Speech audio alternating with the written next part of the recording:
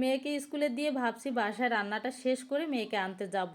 বসে থেকেই প্রতিদিন নিয়ে আসি, আজকে চলে আসছি রান্না করার জন্য। কিন্তু রান্নাটা আজকে আর আমি করতে পারিনি, আমরা খাওয়া দাওয়া কেউ করতে পারিনি। হঠাৎ একটা ফোন আসছে, আমাদের অনেক দূরে সবাই যাওয়া লাগবে। আর কোথায় গেলাম কি করলাম সব কিছু বলবো, রান্নাটা আগে শেষ করি। আর এই রান্নাটা কিন্তু রাতে করতেছি। পেঁয়াজ কুচি, কাঁচামরিচ, লবণ দিয়ে শাকটা কিছুক্ষণ রান্না করছি, এখন তেলে বাগার দিব। রসুন আর পেঁয়াজটা ভাজা হয়ে গেছে, এটার ভিতর শাক ছেড়ে দিব। শাকটা রান্না করা হয়ে গেলে শাকটা পাশের চুলায় দিয়ে এই চুলায় আবার তরকারিটা বসাই দিব। তরকারি রান্না করার জন্য পরিমাণ মতো তেল দিয়ে দিব। আগে চিংড়ি মাছটা ভেজে নিব। এর জন্য হলুদের গুঁড়া আর একটু লবণ দিয়ে চিংড়ি মাছটা কিছুক্ষণ ভেজে নিব। তারপরে দিয়ে দিব পেঁয়াজ কুচি আর কাঁচামরিচ, এইটাও বেশ কিছুক্ষণ ভেজে নিব। যখন দেখব একটু লালচে লালচে হয়ে আসছে, তখন এটার মধ্যে মশলাটা দিয়ে দিব। এই তো ভাজাটা প্রায় হয়ে আসছে, এখন মশলাটা দিয়ে দিব। আর এই মশলাটা 2-3 বার পানি দিয়ে সুন্দর করে কষিয়ে নিয়েছি।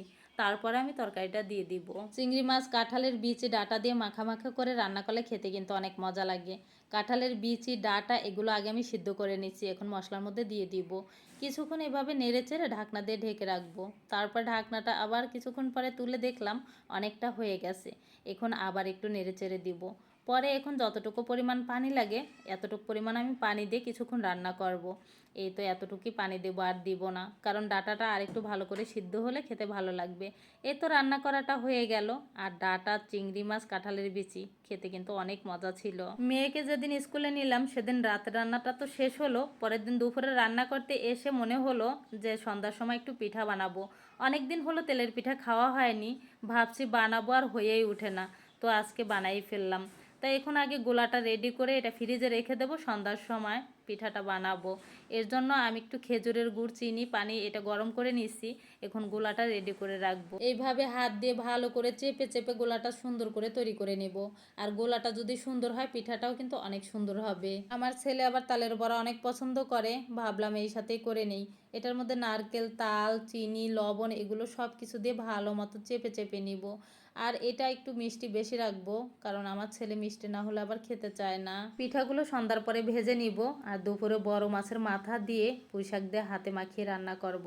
এর জন্য পেঁয়াজ কুচি আর সব ধরনের মশলা আমি দিয়ে দিব। আর এখন পরিমাণ মতো তেলটাও দিয়ে দেব।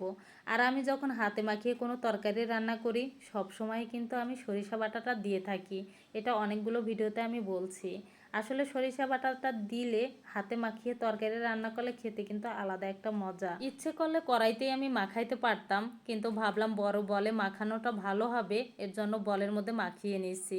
পরে আমি কড়াইতে পরিমাণ মতো পানি দিয়ে আমি রান্নাটা বসাই দিয়ে গোসল করতে গেছি। এসে দেখি এই অবস্থা, আমার রান্নাটা প্রায় হয়ে আসছে।